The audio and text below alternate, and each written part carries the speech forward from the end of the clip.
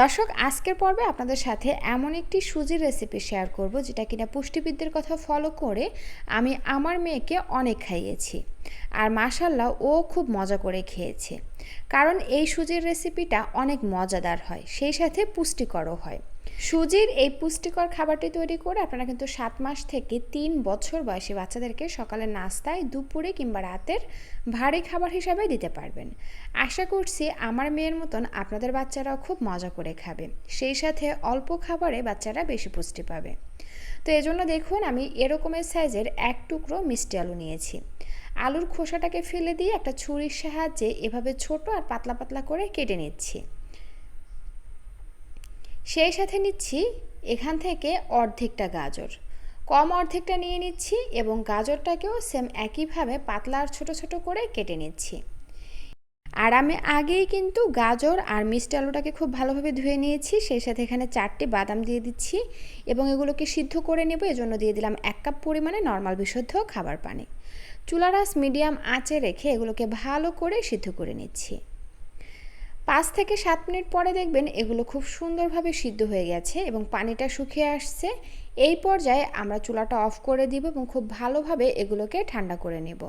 ঠান্ডা হয়ে আসার পরে বাদামের খোসাগুলো ফেলে দিয়ে একটা ব্লেন্ডারের জারে দিয়ে সামান্য একটু পানি দিয়ে এগুলোকে ভালো করে ব্লেন্ড করে নেব। একদম মিহি একটা পেস্ট করে নিয়ে চলে যাচ্ছি চুলায়। এই তো চলে আসলাম চুলায় একটা প্যান দিয়ে তার মধ্যে দিয়ে দিচ্ছি সামান্য একটু ঘি। এখানে আপনারা ঘিয়ের পরিবর্তে বাটার অথবা রান্নার তেলও দিতে পারেন। তবে ঘি, বাটার এগুলো বাচ্চাদের শরীরের জন্য ভালো, বিশেষ করে এতে ওমেগা 3 এবং ফ্যাটি অ্যাসিড রয়েছে, যেটা বাচ্চাদের ওজন বাড়ানোর পাশাপাশি ব্রেন ডেভেলপমেন্টে সাহায্য করে। ঘি গলে আসার পরে আমি এখানে বাচ্চার চাহিদা বুঝে পরিমাণ অনুযায়ী সুজি দিয়ে দিচ্ছি।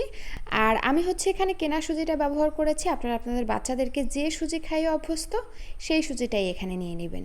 সুজিগুলো প্রায় 1.5 মিনিটের মতন ভেজে নিয়েছি। এখন সুন্দর একটা ফ্লেভার বের হয়েছে। এই পর্যায়ে আমি এর মধ্যে দিয়ে দিলাম পরিমাণ অনুযায়ী পানি সুজি সিদ্ধ হওয়ার জন্য, এবং দিয়ে দিচ্ছি 1 চিমটি লবণ।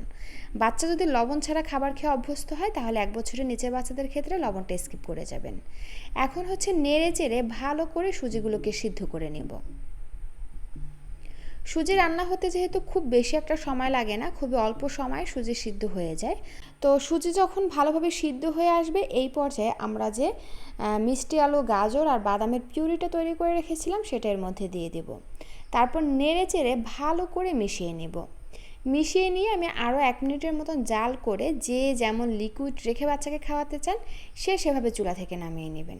আমি 1 মিনিটের মতন জাল করে নিয়েছি। এখন এরকমের ঘনত্বে চুলা থেকে নামিয়ে নিচ্ছি, কারণ খাবারটি ঠান্ডা হয়ে গেলে কিন্তু আরও কিছুটা ঘন হয়ে আসবে।